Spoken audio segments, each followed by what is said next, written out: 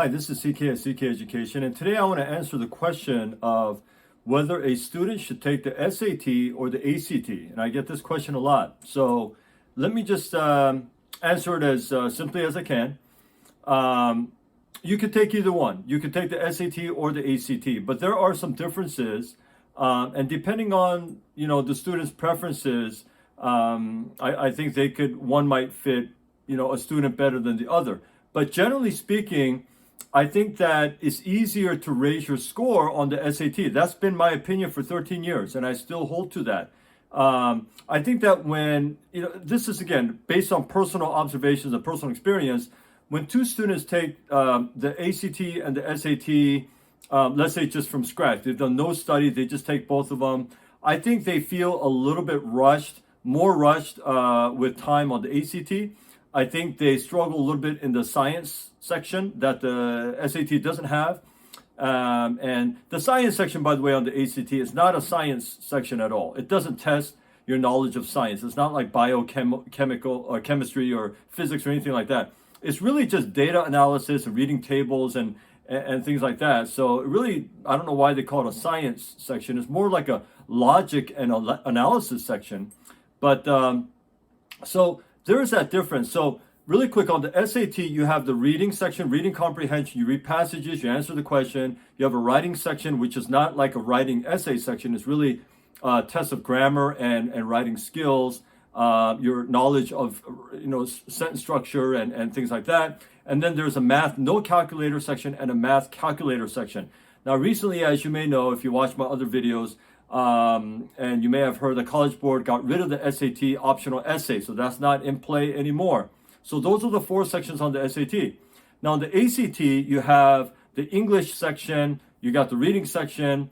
So the reading section is just like the reading on the SAT. The English section is the same thing as the writing section, very similar to the writing section on the SAT.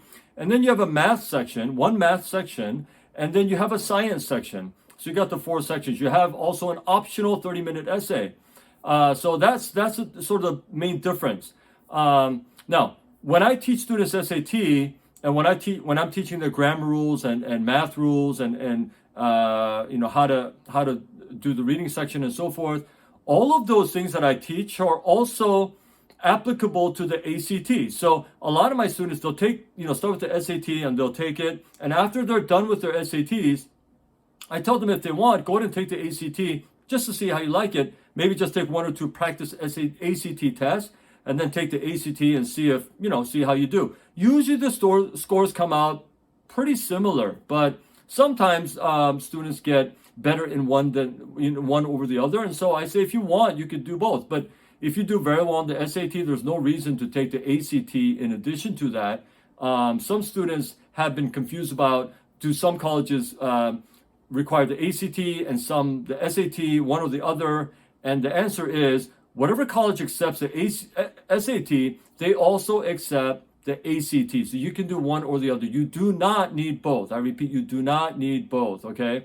So, but like I said, I think that the SAT is easier with proper study and proper instruction to get a score increase on. That's been my experience in the last 13 years.